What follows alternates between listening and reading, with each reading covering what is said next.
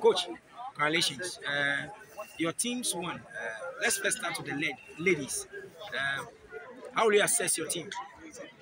The first game we started off, the girls won comfortably.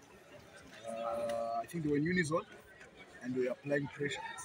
But when they then played the second game, I think complacent kept into their heads because they were allowing the Burkina Faso team to come up to them and they get them, but they were not applying pressure to stop them. They were waiting for them to attack. So they ended up now under pressure to the point that Burkina Faso managed to lead. But on half time, we managed to change that and started going forward and allowing ourselves to play the game.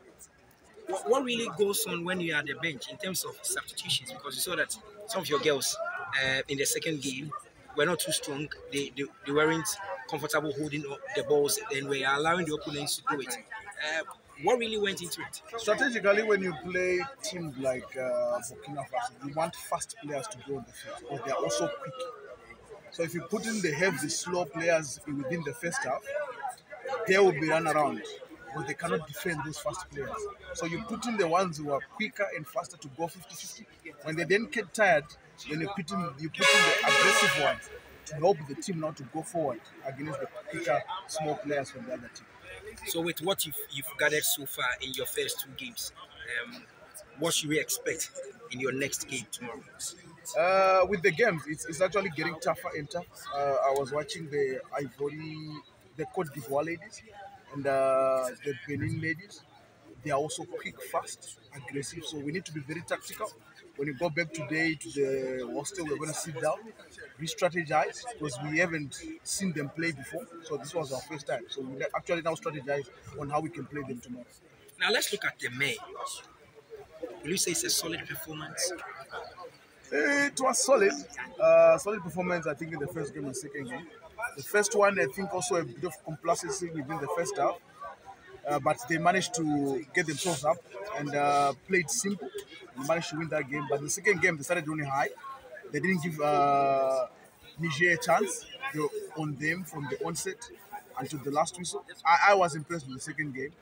But it's not the level that we want. We need to take it a bit higher because we are getting to play tomorrow, highly likely, a much higher ranked team, maybe between Ivory Coast or Côte d'Ivoire or Burkina Faso, which are very good teams. I think you managed to see yourselves here. So we need to be on top of our game to be able to play those games. What really is this thing that is working for the E-Games? If I say it now, then tomorrow people will use it against us. Thank you. Thank you very much. Progressing as we got into it, we did a bit better.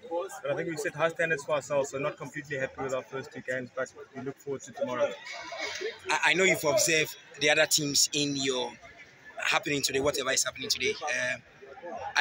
Are you envisaging another tougher test for you? Yes, of course. This is quite an important tournament, so it's going to be very tough. Everybody wants to win. Nobody comes here to lose. So tomorrow will be just as tough, if not tougher than today. Selorm, what is it with your colleagues and your team that you feel will be the key thing that will propel you through this tournament? I think we've got an amazing bond amongst each other. We're playing for each other, for nobody else. And we enjoy the game. We enjoy each other's company. So having the opportunity to be on the field together, that's definitely what keeps us together and keeps us strong on the field. I know off the field, there are incidents surrounding Ghana Rugby. You guys always come to camp and then you come and deliver. Is anything weighing you down now? Is there something that you really want to prove on the field for Ghanaians to do? No, there's nothing for us to prove. That's got nothing to do with us. We're rugby players at the end of the day. We'll let the politicians do the politics. And we want to progress. We want to put Ghana on the map in terms of rugby. We've got an amazing amount of talent in our country.